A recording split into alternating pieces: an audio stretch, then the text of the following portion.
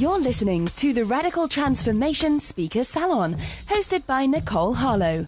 4 days worth of transformational interviews, meditation, and surprises designed to rock your world and change your life. Your year of soul discovery and wild metamorphosis starts today.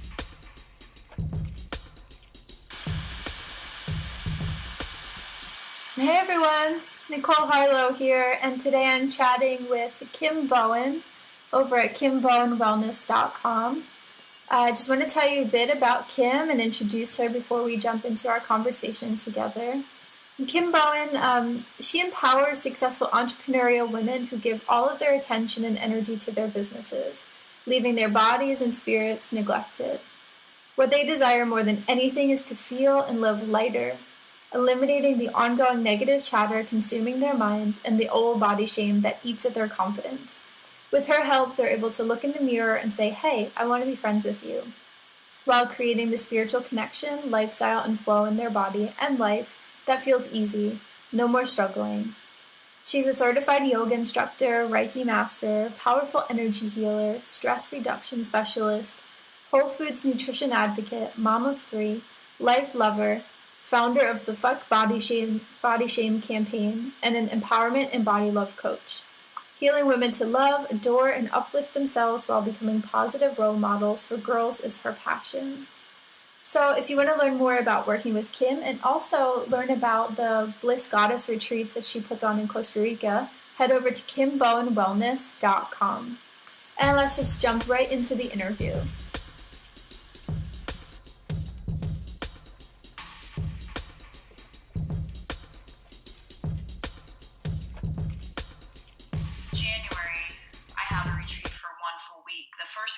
January, and that's the whole idea, is that people, it's only for women, it's a goddess retreat. So yeah, tell me more about it. So like what are the retreats all about?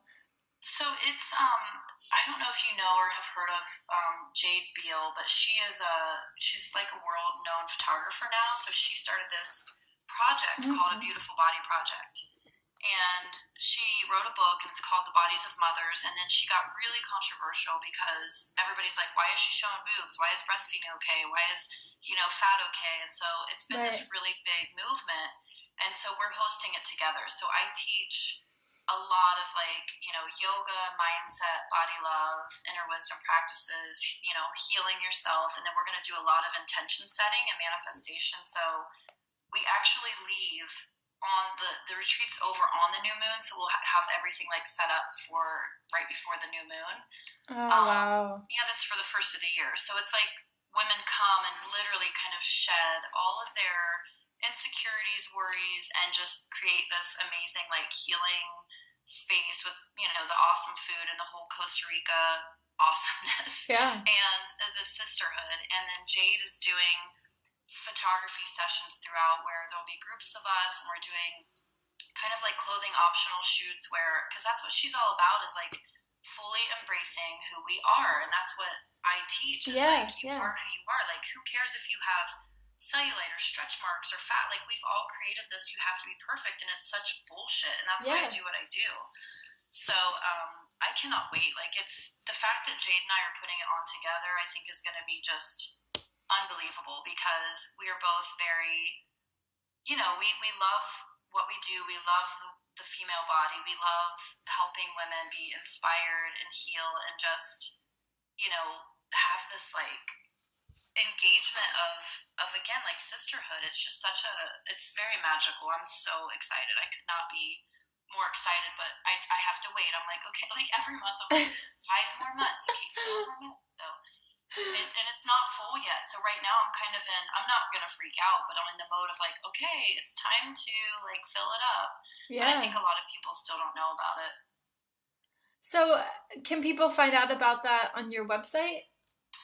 They can. So I have, on my Kim Bowen Wellness site, I have a link to it, and then it has its actual own website, which is yogawellnessvacation.com. Okay. And I'm also on the Blue Spirit site, which that's really a big deal, because their site, it has really great SEO. And so usually when people are searching a retreat or maybe Costa Rica retreats, Blue Spirit always shows up. So I actually had 3 people last week contact me, and we got on there last week. So it's a really great thing. But my whole mission and vision right now is to be calling in the right women. Like, I want women who are just ready to just shed it and, immerse themselves in this really beautiful, not just the surroundings, but the practices, and just letting go and renewing. And I mean, it's really truly transformation, is what they're experiencing. Yeah. So they leave like a different person. So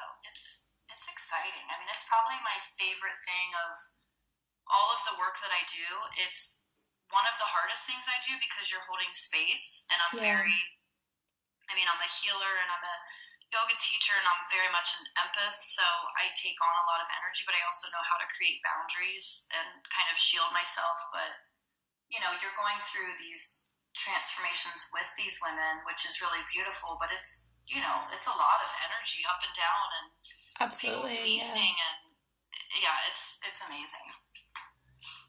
That sounds awesome. I'm definitely so I don't know exactly what I'm going to do, but I know for next year, something that's really high on my list is doing some kind of retreat for myself, not teaching, for once it's not being the facilitator, not being the teacher, but actually being the participant. Really, yeah.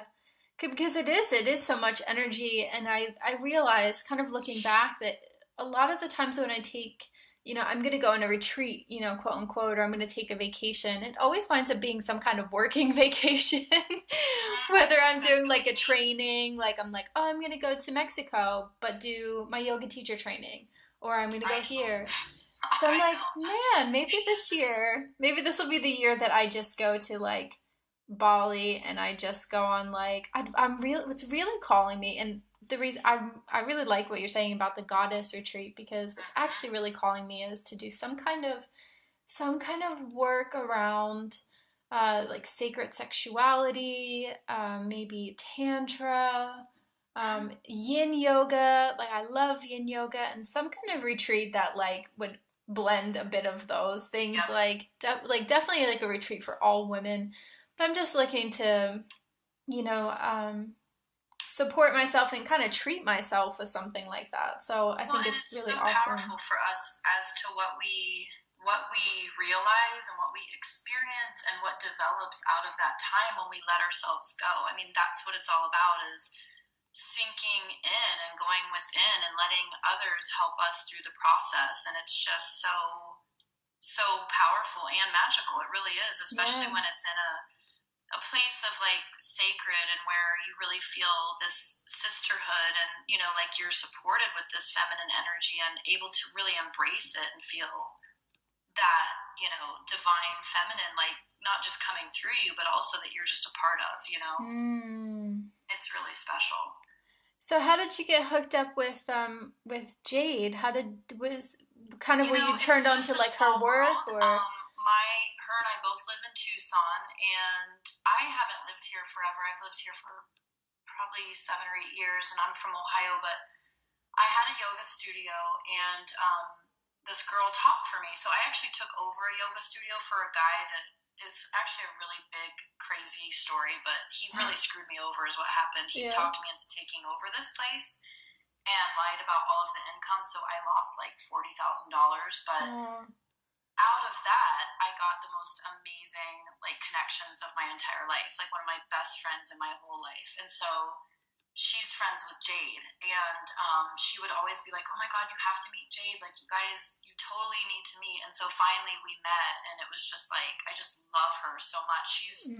She's such a special person. I don't feel like people even understand how special you can feel unless you're in her presence. It's so amazing.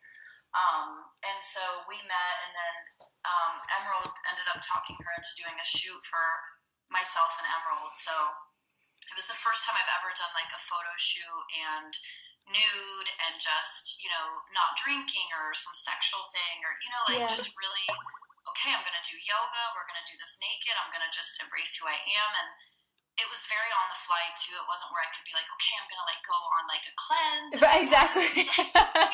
I don't know, 3 weeks of hardcore exercising. No, it was like, oh, Friday, and we're going to go on Sunday. And I'm like, oh my God, oh my God. So, like, of course, that morning, I'm like, I'm so, like, had so much anxiety. I was like, am I really going to fucking do this? Like, this is crazy. And I did it. And it was, again, it's just so amazing. And you just think, like, what the hell am I talking about? Like, who cares if I have cellulite? Who cares if, I mean, just all these stupid things that we think are so important, and they're not. And that's why I feel like I need to be this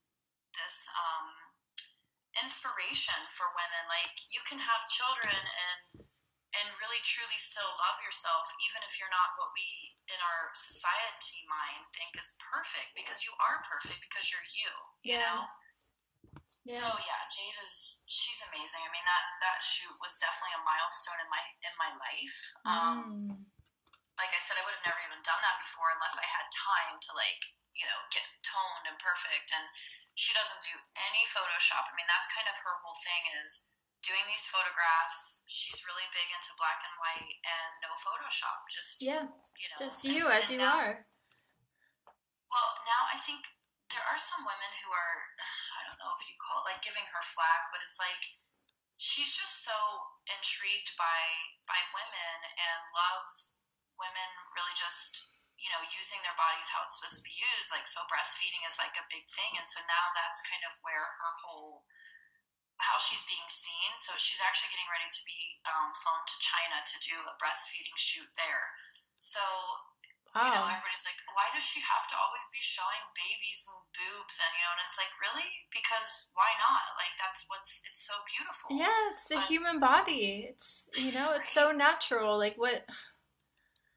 Oh, that frustrates me. That's a reason we've been hiding it. We're like, oh, cover it up. You know, like, don't show that big, ugly boob. It's like, really? Like, why? It's just because we've become such a sex thing. You know, like, it's a female and you're supposed to be hot. Yep. So, yeah, it's exciting. I cannot wait for the retreat. It's definitely going to be amazing. Well, you've also, like, touched upon something else that's on my list of things that I want to do over the next year. I want to get some kind of, like, naked photo shoot. It's been on my list for a long time, but yeah, like you said, I mean, I don't know. I probably will do some prep beforehand. I don't know if it's going to be an on-the-fly thing, but I just want to, it's not even for, like, a partner or even much of a sexual thing. It's just, I want to document my body, how it is right now. I want to, like, look at the pictures and just feel so sexy and so, like, turned on by myself, and just really showcase it, you know, and have it for myself and have it to look at. And it's something that I've wanted to do for a long time, and I just, either the timing hasn't worked out or I just haven't made it a priority, but it's definitely something that's on my priority for this year. I see this year for myself as a real, like, in the last few years have been really focused on my business and being an entrepreneur. Wonderfully, because it's, you know, at a place of abundance, and I feel like I am in my own definition of success right now. Like, for whatever that looks like for other people, I feel like I'm really in that zone right now. But it's taken like 2 years of major hustle to get to this point, sometimes to the detriment of my own self-care. And now that it's at a point where it feels like, it feels like it's taking away really nicely without so much input, like, from me, that there feels like now there's opened up this time, this extra time to actually, like, focus on the self-care piece of things and start to integrate, you know, the things that I unfortunately had let go for the last, like, 2 years. Yeah, and, you know, it's funny because that's kind of what my business model really is about.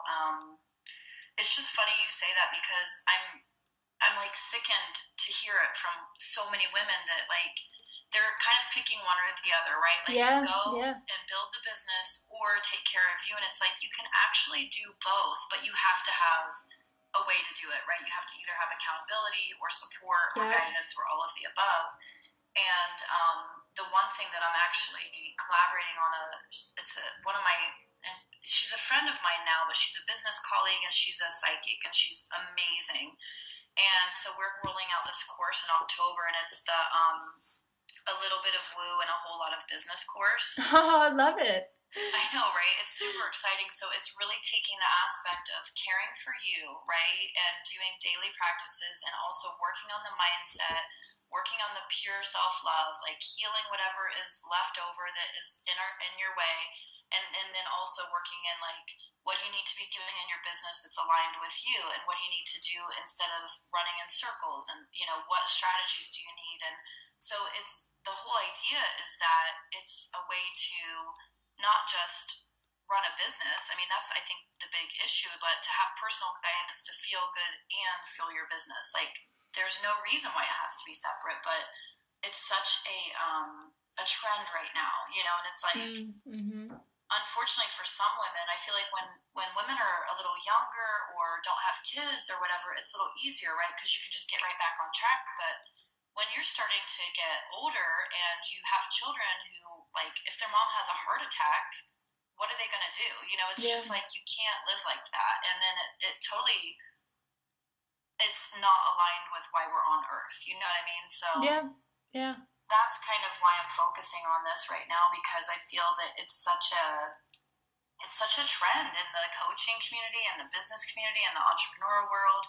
And we're finally, I feel like, shifting, but it all comes back to that whole have to care for yourself. Like, you're not going to, only put time into business and not time into you, because you're going to end up falling apart or burning out or whatever, I think it's so important what you said about putting systems in place. I mean, having the support and systems, and just kind of working that even into your work week, or even if it's something as simple as scheduling it in your calendar, like get it in there and treat those things, treat the self-care just as, as much as you would treat having a call with someone or doing work for a client or whatever. You have your exercise on there, your meditation, maybe some yoga, like just anything that you can do to get it on the calendar and make sure that you do it is just, you're already heading in the right direction. Yeah, and sometimes, I mean, I think for me, I'm kind of now getting into two different collaborations. One is this I think it's the 21st. Actually, today we're getting the sales page, but I'm part of it's actually called the Spirit Diva Soul Camp, and it's a 6-week course with 6 of us who are healers and just women who are here to really kind of shift the paradigm of, again, like trusting your intuition, taking care of yourself, using your own medicine, like just lifting the world. And so it's really exciting to be in this, because it's a panel of, like I said, 6 of us who are all bringing something different to the table. And I have that, and then this new business thing that'll come out after that. But I love working one-on-one with women, and it's like, that's where I feel like I'm at this weird point in my life where I'm lacking, that I don't have the private clients.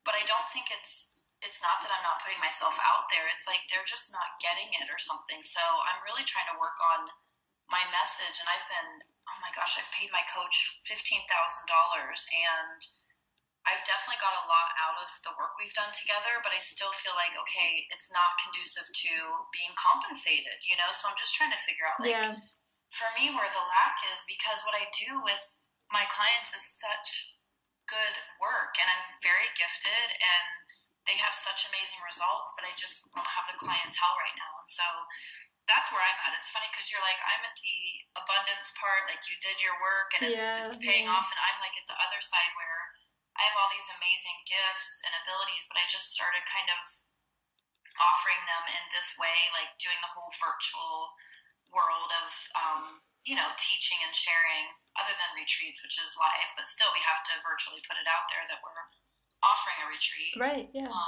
But I just started doing that in January. So this has been like a whole 6-month learning experience for me. I guess really February, but it's definitely interesting when you start from, being out and about every day to kind of meeting people and seeing clients one-on-one, and then going to, okay, I'm just going to work virtually. Do this online, yeah, totally. It's been really big and challenging for me in certain ways, especially being on the computer more than I ever have in my life.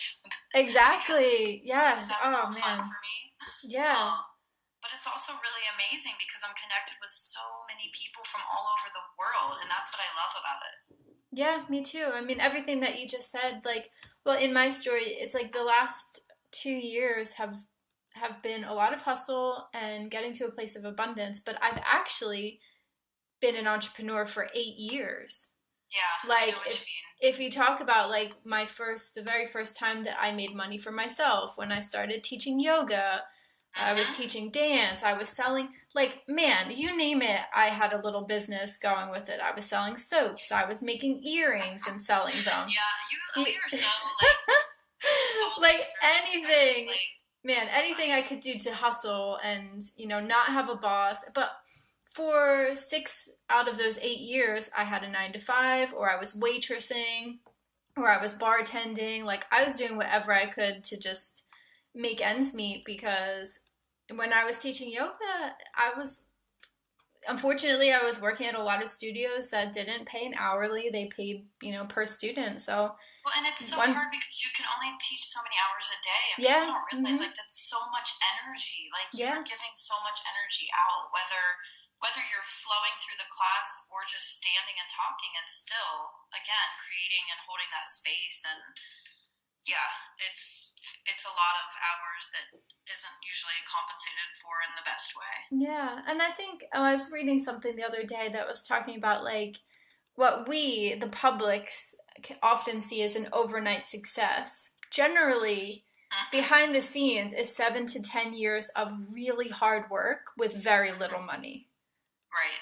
Like, whatever your definition of success is. And so I'm at a place where now I'm like, yeah, I feel successful in what I'm doing. But that's in relation to the fact that some years I was putting, like, at the age of 26, 27, 28, I was doing my tax returns and saying I made $18,000 this year.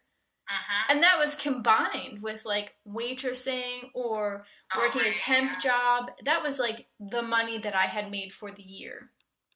And still hustling and being like, okay, it's I'm, definitely no such thing as an overnight success, and if there is, it really truly is one in a million. I mean, that really is not going to happen unless God. I mean, I just can't imagine that it really ever happens. If you really think about it, usually that person's been doing something for a while. But yeah, I'm kind of in that same state. But I've also had 3 kids over the last 13 years, and it's been it's definitely not like I've been 100% dedicated to running a business full time. And I think that's where I am now in my life. And so, of course, with me, I'm like, well, for 6 months, I've been really giving it, going and going, but I also was a little scattered and a little confused. And now I feel like everything's finally coming together. But it feels rough when you're not seeing, being compensated. It's like I'm doing free sessions for people and I'm trying to be seen everywhere and kind of get my message out there, but not getting hired per se. And so everybody kind of eventually goes into the what's wrong with me? What am I doing wrong? And I've had coaches. And it's good to have a coach. I can't imagine not having someone who's helping me, but it's definitely not been like, oh, I hired this coach and then instantly everything changed. yeah. So how did you, like, I'm curious the backstory of how you actually got into doing the work that you do, like, or how did you become an entrepreneur? Like, where was there like a lightning bolt moment, or did you just kind of gradually fall into the work that you're doing? Well, it's funny.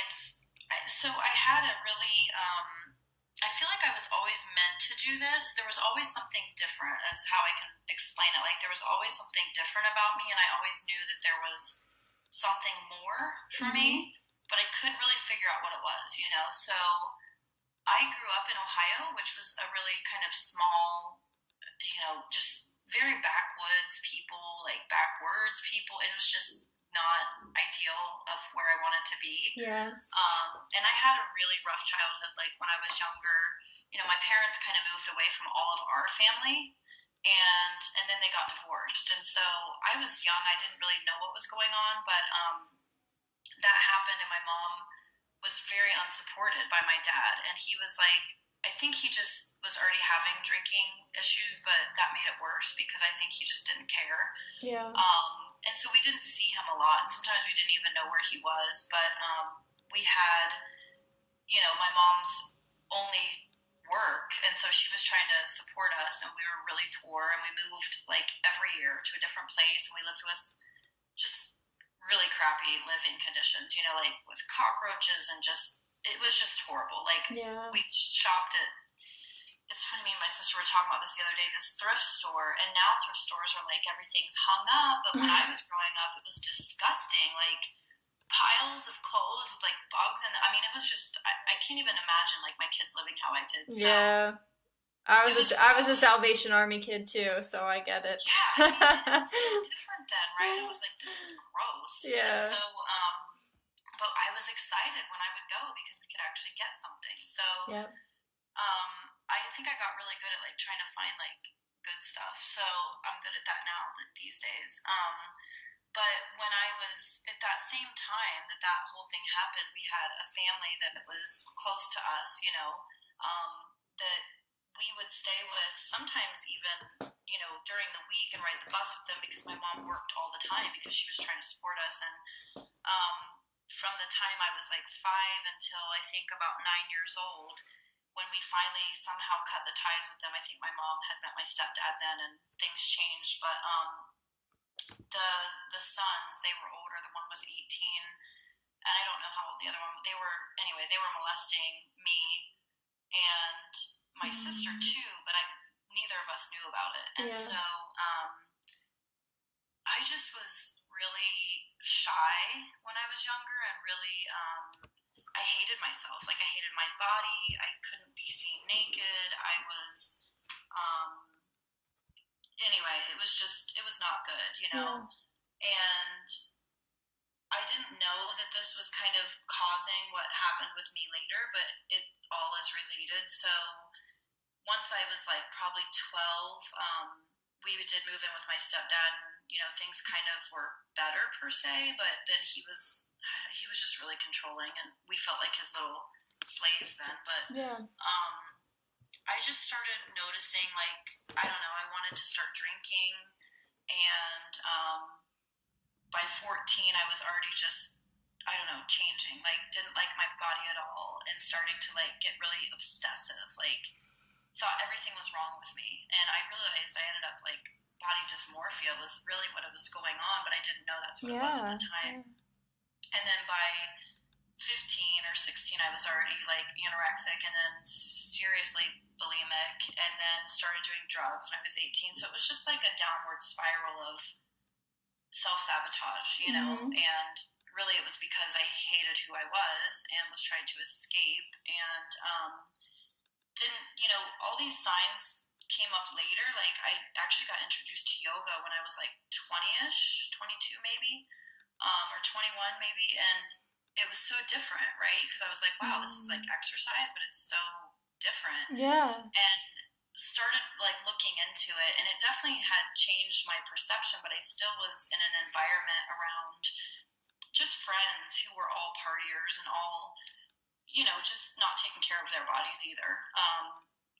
And even when, you know, my husband and I got together, I still was, you know, not doing as much as I had before, but, you know, him and I would go out, and even after our son, it was like I wanted to get back in shape and get skinny, and it always came back to like getting skinny and, you know, being perfect. And finally I was just like off in alignment where I knew I needed to heal, you know what I mean? Like it was like I wanted to be a better person, but I didn't know how. And so I really immersed myself in yoga through that pregnancy, the first one. And then after I had him, I went to yoga training, and that was just life changing, because I lived at like an Indian ashram in California, and, you know, it was like such a spiritual thing. And that was, you know, more than 10 years ago. So it's just been a journey for me of healing myself, and then I can't stand seeing women suffer and struggle with, you know,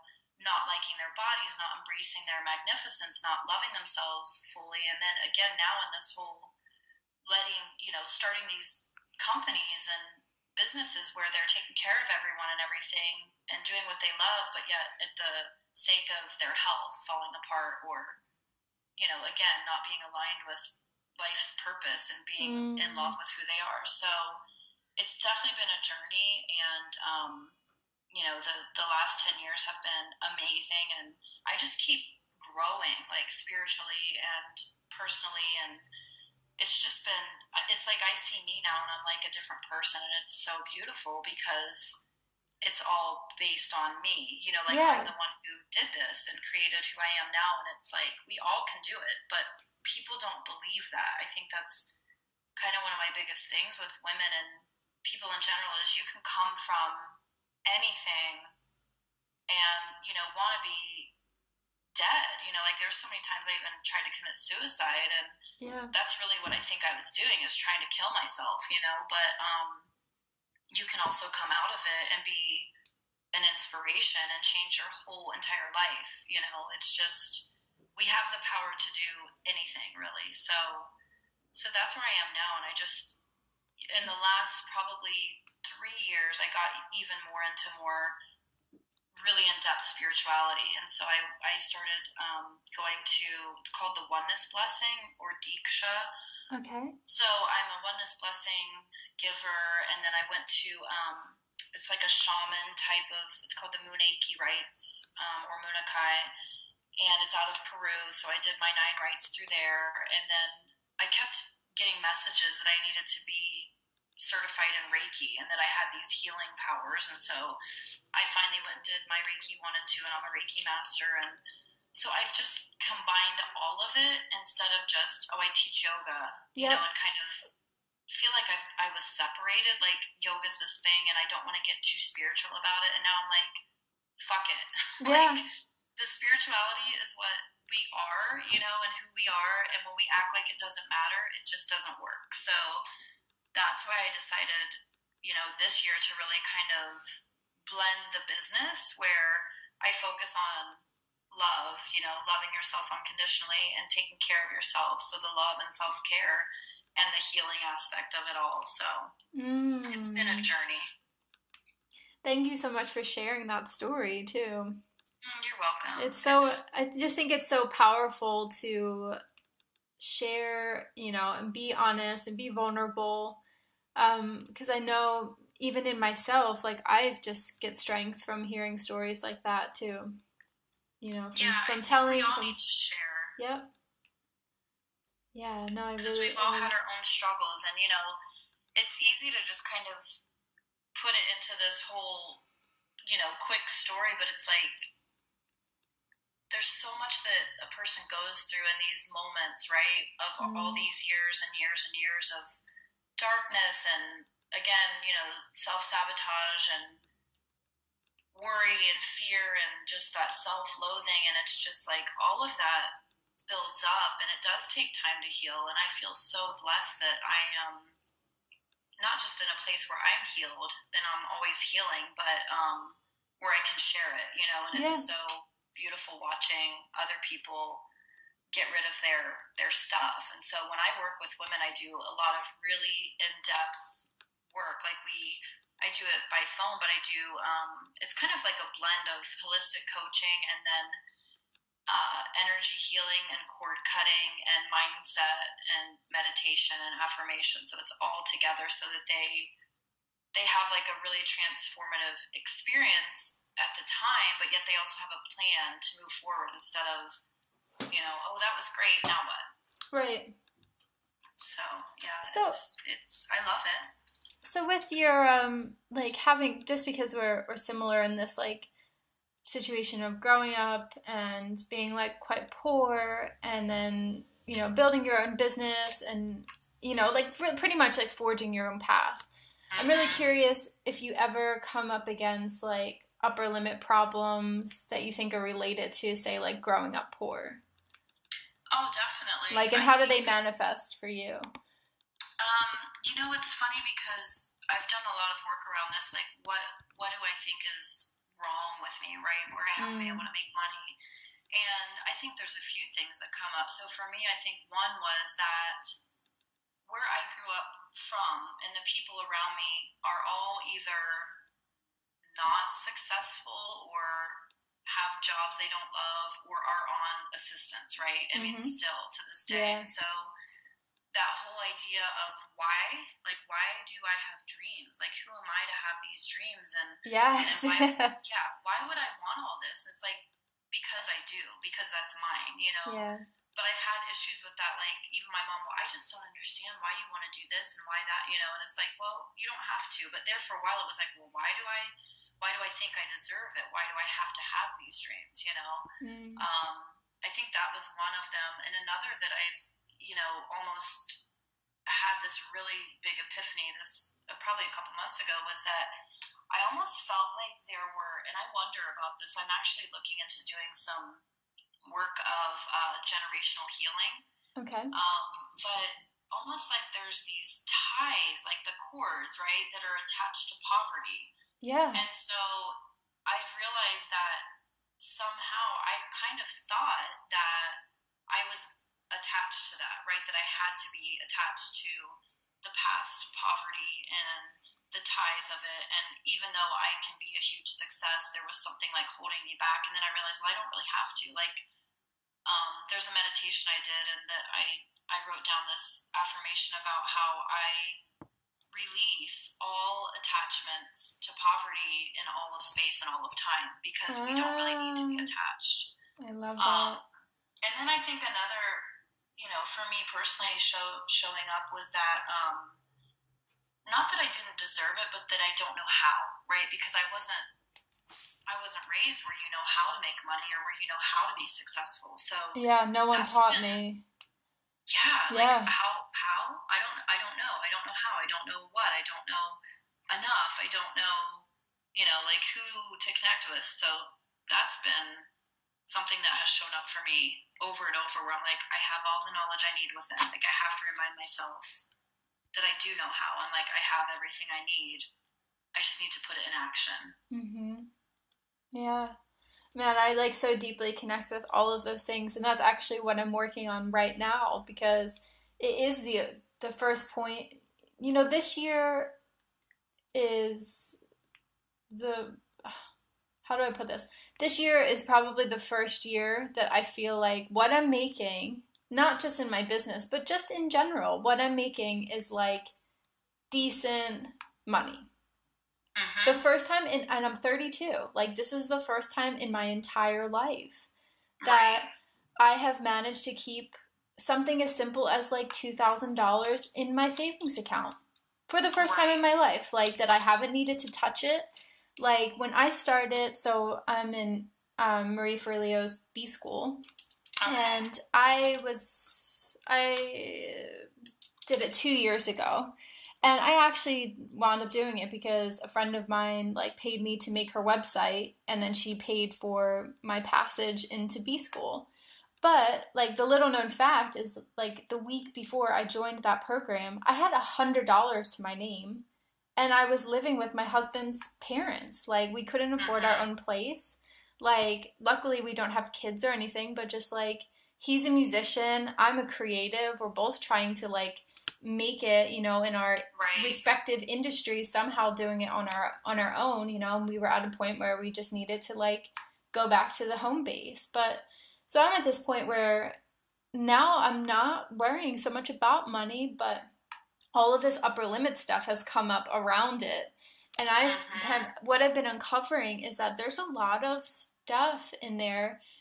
Not really so much like I don't know how to do this, or I never like learned how to do this, but it's around who will I be if I've like, because everyone else is still in the same place. Like, and who am I if I'm like, it almost feels disloyal in a way. Well, and you know what's funny is the one thing, as you were talking about it, that I realized I think isn't just with you or I, but with a lot of people who do have this kind of, you know, growing up in that whatever lower income or, you know, in poverty or whatever, always had like, and I don't know if it's your parents or, you know, anybody around you, but it was almost like those people with all the money over there, that's those people, right? Like, oh, they probably just were born with money, or oh, they're so special, they make so much money. Oh, look at how she, you know. And it's like we have to realize that that's not us. Like, you could make millions and really be a really amazing, beautiful person, and you already know that you are, and you know that you would be giving. And again, having that only allows you to give more and to do more and make more of an impact. But I think it's hard for us when we're around people who look at it as, right, those people with the money, you know, like almost like it's negative. And we have to like almost see instances and proof that good people can have a lot of money and be successful. Like, I've been doing this thing actually where I like go through and think about the people that I know, because my husband and I are in definitely like what I would consider like a privileged area. You know, we have a nice home. We definitely don't have a home compared, you know, and I don't like to compare, but all of our kids, you know, they go to school with people that have these crazy $1 million homes and, you know, like just everything you could imagine, no worries of money at all.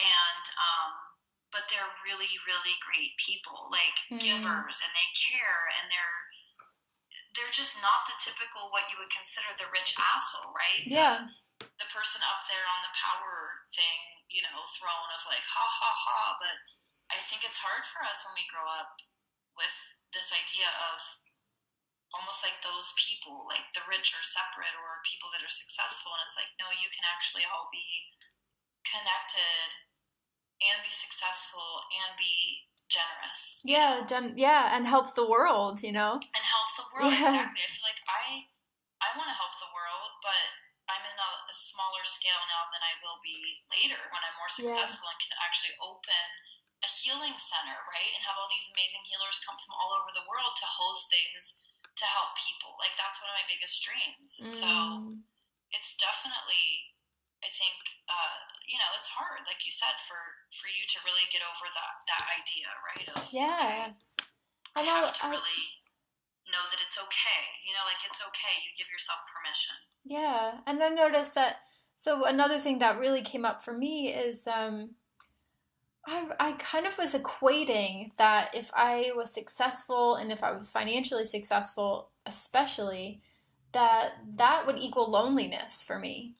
Because loneliness, and also there was this feeling of like, but I'm going to hurt my family's feelings because they'll be, you know, like, what's the number? I was starting to think like, what is the number? Because like, oh, I can call my mom up and say like, guess what, Mom, I made like $30,000 this year. And she'll be like, yeah, that's awesome. But then like, what if I'm like, Mom, I made $75,000 this year. Mom, I made $250,000 this year. And at which point will she feel bad? You know, at which point will my family feel a bit internally jealous? You know, they don't like their jobs. Like, they're at jobs they don't like. They're, you know, just kind of stuck in that bubble of like, this is how it is, you know. So how, like, and I guess it kind of equates to the tall poppy syndrome too. It's just like, I'm happy to be a tall poppy, but how tall do I really want to get, you know? I'm fine to be like, I don't know, the valedictorian of the class, but do I want to be like at the mentally gifted school, you know? Right. Like, well, so I think that, you know, that really comes down to knowing that, and really knowing within that everybody's journey is their journey. You know what I mean? And like, you're doing all that you can to, obviously you would help them and however you can help, but it doesn't mean that you're gonna just be at the, what's the word? It's like at their mercy, right? Like, well, look at you, you're just so big over here. Like, you should be able to just do this and do that. And why can't, I feel like that's our fear, is like an unknown fear. Like, well, are they going to expect me to do this, or are they going to be jealous, or are they going to have their feelings hurt, you know? Right. And those are all unknown fears that really, they're not going to serve you. You know what I mean? So, I think there's always that, with that worry of like, then what? Then what? Are people going to like think, or how are they going to act? And you know, what it really comes down to is if you are truly living your purpose and you're truly aligned and you're doing what you're supposed to be doing in a positive way, people might react negatively, but you can't control that, you know? Yeah.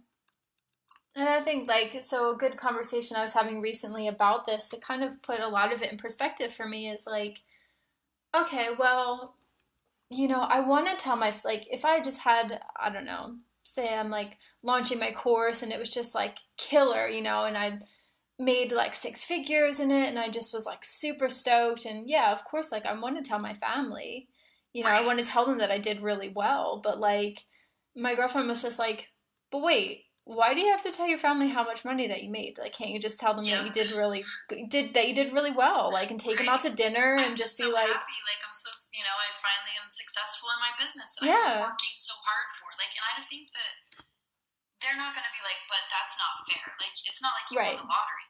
Like right, you said, you've been working. And I mean, my mom doesn't know anything about what I'm doing, that I'm not really making money now, but she knows what I'm doing and she thinks it's really powerful. And so someday when I'm like, yes, I'm actually, where I want to be and doing great, it's like, again, we don't have to share, like, I made $222,000 this year. yeah.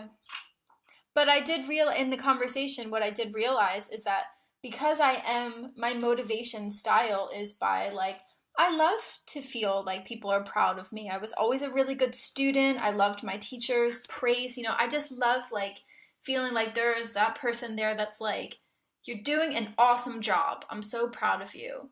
And so it Yeah. was like, well, maybe that doesn't need to be my family. Maybe that's my mastermind group. Maybe that's my coach. Like, I need someone for me to excel at business beyond where I am right now.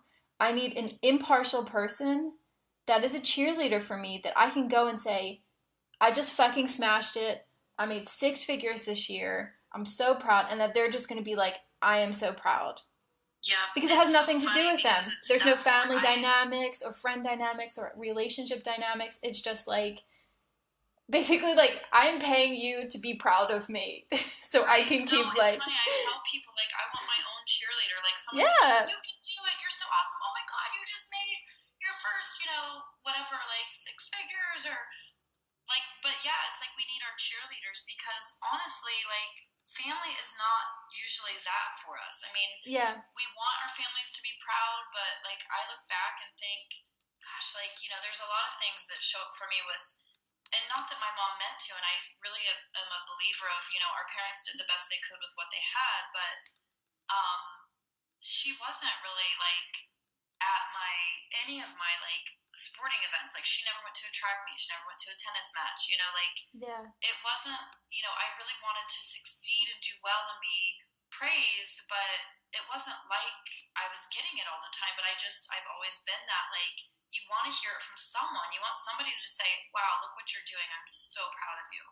But again, it might not always be the family. yeah. I think for a while I knew that I needed that. I knew that that was a motivation style of mine, and I used to judge it. And I used to say, no, this should just come from internally. You shouldn't need the praise. And yeah, I did work on having it come internally, and it does. I'm very highly motivated myself. I don't necessarily need it, but Right. it feels good. So why is that a bad thing? Like, I know. There's no reason that we should be like, oh, I shouldn't be proud of myself. Why not? Like, yeah, hell yeah, be proud of yourself. It's not like, again, this isn't like, oh, I'm going and just stealing this money. I just went and stole $200,000.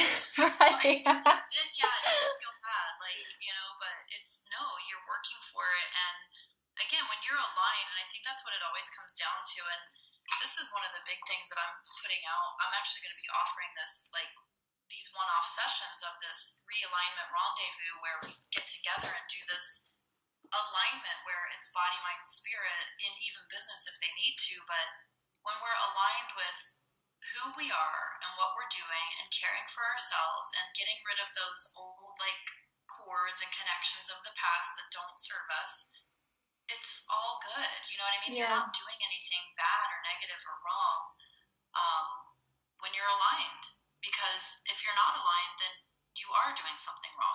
It's like, if it's wrong because it won't feel right and you're not aligned. yeah. I really agree with that and believe that Yeah. for sure. It's so interesting. I think I love having these conversations because, there's so many people I think that are kind of, I don't know if you'd call it still struggling or settling more. Like, they kind of just believe that that's kind of where they're supposed to be, and that's, again, like how everybody else is around them. But I also want to say that when it comes to people settling or just okay, this is how it is. And people who even might have animosity towards those who are being successful, what really it comes back to is that they probably know that it's not easy, right? It's not easy for us to put ourselves out there and to take a chance on ourselves every day and to, put ourselves in this place of healing and helping and transforming. It's not easy, right? And most people, I think, in the big sense of it, are kind of taking the easy way out. Like they might say that they want more, but if they really want more, then they're going to do something about it. And like I said, from the time I was younger, I always knew there was more for me, right? Like I had this like, almost like I didn't belong, and I still kind of feel that like I'm definitely different, and I think part of it's because I have spiritual gifts, and healing within. And another part of it is just that I always knew there was more for me, so I've had to create that, and that's why I'm here. Exactly. I can't just go work for someone because I won't feel like I'm doing enough. Like I'm doing my part. I'm supposed to be actually inspiring and out there and being seen and changing the world, not just sitting back working for someone and being okay with it. Mm-hmm. Totally. So I just want to like switch tacks for a second because I have a question I wanted to ask you about if there are any old habits or things that aren't serving you anymore that you would love to just shed and get rid of. So interesting. So I would say that I did. So I'm not, I haven't been using drugs for a really long time, but I always had this kind of habit with alcohol. Like, and it's funny because I wouldn't say that I was like an alcoholic where I would drink every day, but it was just so easy. You know what I mean? Like having wine for dinner, or there's the sunset, or everywhere that we go, all of the moms, all have wine, and it's just kind of like where we live. And I think it's actually kind of a society thing now too. In the it's really socially acceptable. Socially acceptable. Everybody's just out having beers, socially drinking or at events, whatever. But I realized that there is something about it that has been stifling me because I would have a tendency to not just have a glass of wine, but end up having like a bottle, right? And so it's like, okay, I need to get in touch with this, self-regulate. And so I did that. It's so funny that this is coming up because on, I think it was like July 31st or something. So August, I went 25 days without having one single like sip, not even a glass of wine, nothing, just to know that I could like go. And I didn't really have like a plan, like, I'm going to be sober for the rest of my life and never have a drink, or I'm going to go 2 weeks and then have a drink. It was just like, I just want to see what happens with me, and I know that this is like the right time. So I did that, and then I decided one day, like, you know what, I'm going to have some wine. I'm going to make like a grown-up adult executive decision and give myself like a 2-glass limit and just see what happens. Like, am I going to feel good? Am I going to feel bad? And it's been so transformational for me because I literally don't have the craving, you know what I mean? Or the need to feel intoxicated, and I'm sure that maybe that'll happen, here or there. And that's why I was also saying, like, before it was Ibiza, like, I want to go and I want to just let loose and have my 40th birthday there and, run a retreat the week before or after. But then it's like Bali is the whole, like, who I am right now, like more calm, and the spirit self of me that really wants to just embrace Bali and myself and the whole. So it's just funny that came up because I'm sitting trying to think, like, now what do I have left? You know what I mean? Like, all these things have always come back to that. Like, that's the one thing that was always there for me or easy, but that could also have like a negative effect.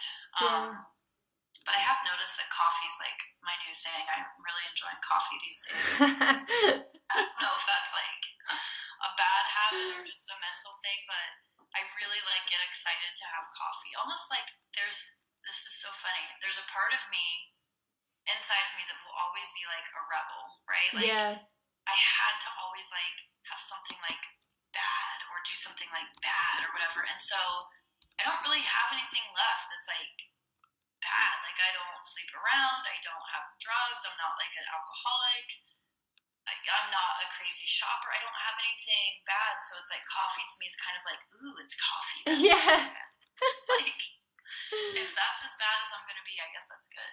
That's how I am about junk food and stuff. And I always laugh like with my partner because like he's pretty big on like the ganja smoking, and I used to, but like it's just actually I don't really believe that. I do believe in the medicine of marijuana.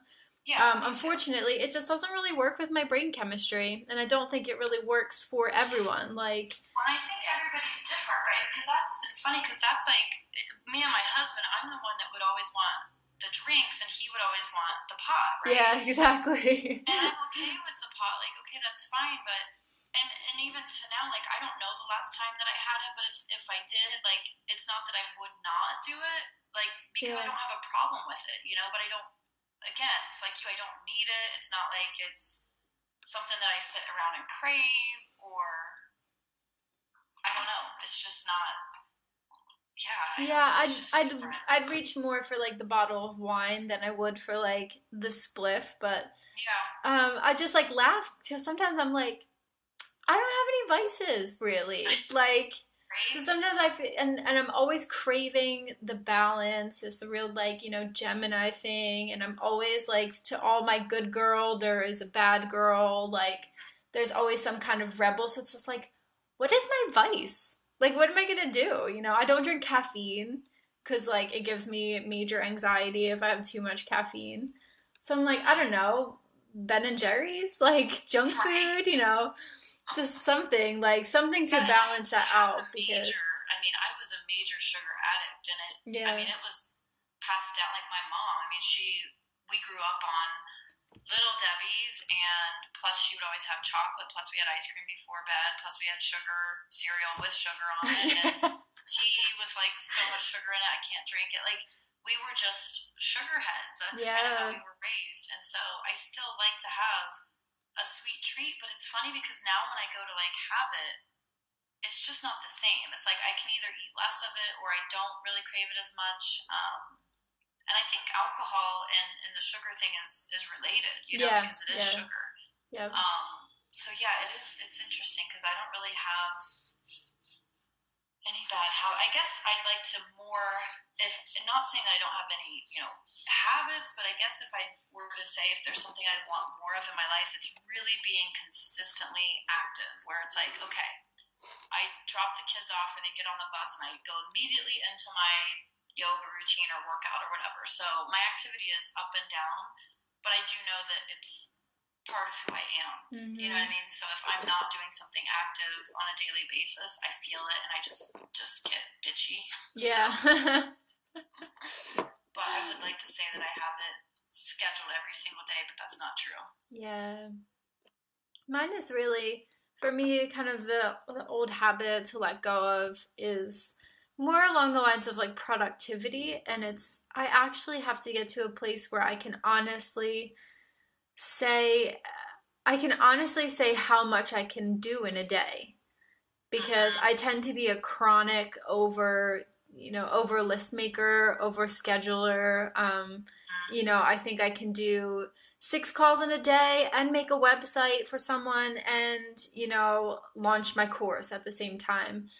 And yeah, I mean, a lot of times I can get them all done, but like in a 16-hour day though, or in a 12-hour day, that means I'm missing meals or I'm just kind of shoving food in my face. So I'm trying to get to a point where like, it's like, even though I can do that, that's not what wellness looks like to me. No, and again, it's not aligned, right? Like, how would you be aligned if you work 16-hour days and never take breaks and don't eat, and, you know? Don't even pee. Like, just kind of like hold the pee in for like 4 hours. I have to pee so bad. Don't leave the house. Yeah, and that's what's come up for me is, like I said, working this, you know, virtually, like, there's days that I'll, like, sit here and be on the computer so much that I'm like, go outside. Yeah, go outside. And it's just, I think it's okay to have a day like that here and there, right? Where you have, like, okay, I'm going to just accomplish all this stuff today. But again, that's that day. The next day isn't a 16-hour don't look at anything day. It's more maybe a 10-hour, and you have 2 outside breaks. It's like really creating that balance of, again, being aligned, because our bodies and souls and everything about us craves, either spiritual feeding or nature feeding or movement or breathing. Like that's what we need. That's who we are. Yeah. Cool. Yeah. I think you're a rock star. I mean, I have in the past had procrastination issues, and I realized that part of it was that whole I don't know. Like, I don't know what I'm doing. I don't know what to do. I don't know what to say. And it's like, Kim, stop. Okay? So now it's just I do. I just go and do. Yep. Yeah. Cool. Well, man, I love talking to you. I'm just like pretty much running out of time, but I just wanted to finish off with like a question of if there's any books or even practices that for you have been really transformative that you'd recommend. Oh yeah. So for me, there's a couple. There's actually a book right now, and I'm looking at. I don't know if they're gonna have a certification in this, but it's kind of like my thing is it's the Warrior Goddess. Oh, yep, that's on my list. Yeah, so I started reading it. I'm like, this is me. Like, I could write this book. Like, it's just, so that's kind of the thing right now. One of the books that changed my life, I'm all about the way that we feed our mind. And so Louise Hay, the Heal Your... Yeah, You Can Heal Your Life. Yeah. Yeah, it's the really, really old one. And then, what's funny is, Wayne Dyer died, and he was just amazing. And there was a book that I read a couple years ago called Wishes Fulfilled. And it was one of his new ones, but it changed me. Like, it changed my whole I am statements. Like, Louise Hay did, but not in the way where I truly connected it with how powerful, right? Like, that we are God, pretty much, and that God is within us. And we are the spark from God, and to really work on those statements and create the life that we want, these wishes, fulfilling them through our mindset. So that book was amazing. And I'd say for me, like, practice-wise, and I can always record a meditation. There's one that I do that's really, really fun and beautiful, because you actually feel tickly and this whole love for yourself. But there's an unconditional love meditation that I really like to do, and kind of forgetting about the other parts of the body and just focusing in on the, between the heart and the lower stomach, so the whole center region, which is really our being. Yeah. And then just kind of feeling that love for all of these places within, and then sending that out to the world, and just having it like wrap around us and become that unconditional love. Because I think that's one of the biggest, again, reasons of living is to be love. And that's what life is all about. If we see love in everything and see everything with loving eyes and come from it of a place of not judging, it's really important for us to not judge or compare, but to truly see things with love. We would have a whole different world that we would live in. And so one of the practices that I do at night, I love to do that meditation, but I do a forgiveness practice before bed now. That has been really life-changing for me, because I used to do the gratitude at night, right? Like, count my blessings, and I'm grateful for this, I'm grateful for that, which is great. But the forgiveness became even more powerful, where you just go through the day of, well, I forgive myself because I didn't do that one thing I put on my to-do list. I forgive myself for looking at me and being like, your butt's kind of big today. I forgive myself for saying this to my son that I might have hurt his feelings. I forgive so-and-so for saying this. I forget, literally just, and you can go on and on and on, but it gives you this energy before you go to bed of releasing, right? And feeling, again, having that space for love, because it's all about love. It always comes back to that. And I feel like I keep getting these signals actually from my guides that the one thing I'm here to do and to show people is love, like to love themselves, to love others, to be love, to act on love, to look again with loving eyes, to think loving thoughts. So that's kind of my suggestions is, come from a place of love, non-judgment, non-comparison, and then use forgiveness. Yeah, I love it. Do you feel, do you feel called to lead us in one of those meditations? Would you feel comfortable with that? Sure. Yeah. Yeah, well, we'll kind of close out with you guiding us in a meditation. However long, 5 to 10 minutes or whatever you feel called to do is fine. I'm just going to get myself comfortable over here on my side. This is such a treat, like, to do these calls and get to, close it out with a bit of meditation. Oh, so I know. Nice. I love when people guide me through. I'm like, yes. Yeah. Yes.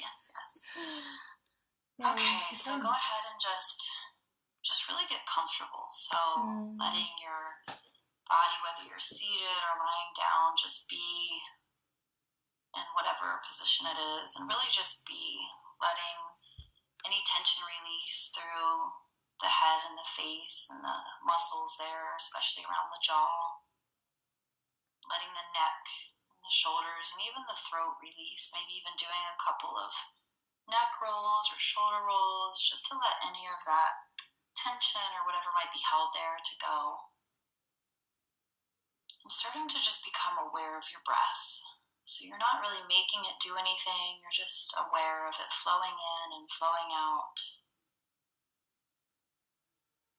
Feeling the stomach region becoming soft, so you're not controlling the breath, just letting the belly be soft. And feeling your low body. It's almost these three spaces, upper body, center, and then the lower body. Everything just releasing, even through the feet and the toes. And then start to bring the awareness more to the breath in a place of inhaling through the nose. And as you exhale, just feel a full sigh of relief as you exhale out through the mouth with the inhaling through the nose, exhaling through the mouth, and really sink into that feeling, everything that's you, your whole entire being. Doing that again, inhaling through the nose, exhaling through the mouth. And as you sink into yourself, just bring this one statement to your mind as you start to bring the breath just in and out through the nose. Inhaling through the nose, just thinking to yourself, I am. And as you exhale, thinking to yourself the word here. Just I am here, becoming really present.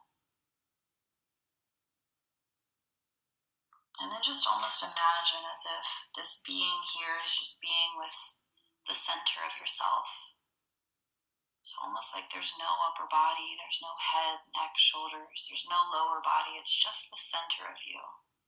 Your soul, your heart, the space within that houses all of your beautiful organs. Just really connecting into that space, almost like your powerhouse, where your desires sit, where you're safe and secure, where your confidence rests, and then the love for yourself and the love for all others. And just start to breathe into this space, this centered part of you. And just connecting as you breathe into this space with that idea of love, imagining around your heart center that it's glowing, this light pink glow. And really take that in, see what that feels like, that feeling of love. It's warm, it's tickly, it's soft. It feels amazing, just let it soak in. Sending that full unconditional love to every part of your being. Really just feeling the joy that it brings, that feeling of being soft and at ease and in a state of bliss. And really just take a moment to see yourself as this pure love, knowing there's no difference between yourself and God, between yourself and all other beings. Just soaking in that feeling of love. And just allow this pink light to start to spread. It's just expanding in every direction, all around the body, all the way out into the earth around you, to all other beings, to all of nature, all of wildlife. And as you're letting this love just surround you and go to all other beings, just take that time to again soak in a feeling of joy, of being one with loving thoughts. That love that's limitless, that lives within you, that's never separate from you. You can always give as much as you would like. You can always receive an unlimited amount. Take a really deep breath here, and I just want you to think as you're breathing in these next few breaths that you're open, completely open to receiving all the love that surrounds you. From every person that you know has love for you. Receiving love from the divine. Feeling loved by the earth. Just letting all of that kind of soak in into your heart center. Again, breathing in that feeling of joy, of warmth. Just tucking that feeling in, knowing that you can always come back to it whenever you need. A feeling of pure, beautiful, unconditional love. Where there's no judgments, no attachments, no conditions, just pure, vibrant love. And take a really big, loving breath. Repeating in your mind to yourself a few times with these next few breaths, I am love. Making an intention for the rest of your day to think loving thoughts towards yourself and all others. To speak with loving words towards yourself and all others. To really feel that love towards yourself and all others. Taking one more deep, big breath.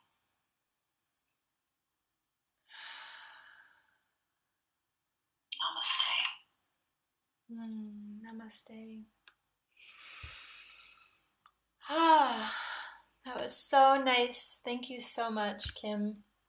You're welcome. That was It's brilliant. funny, even leading it, I'm like, oh, like I actually get this like giddy, tickly feeling with the love, you know, like Yeah.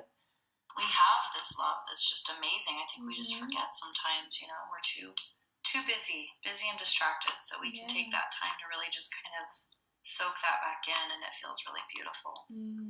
I think what I was feeling the most in that meditation was just gratitude for technology to allow these conversations to happen. You know, you're in Arizona, I'm in Malta. So wild.